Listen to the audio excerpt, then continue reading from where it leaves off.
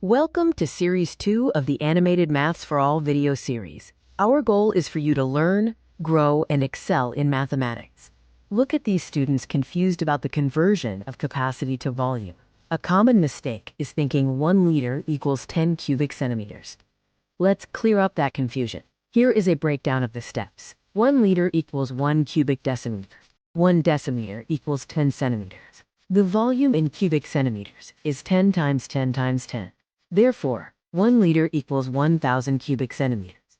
Visually, you can see the error of thinking that 1 liter is 10 cubic centimeters. The correct conversion is shown on the right. A 1 liter container has dimensions of 10 centimeters by 10 centimeters by 10 centimeters. This makes the volume 1,000 cubic centimeters, or 1 liter. 1 cubic centimeter is 1 milliliter, and 1,000 cubic centimeters is 1 liter. Thanks for watching this Animated Maths for All video. We hope this lesson helped you understand the conversion between liters and cubic centimeters.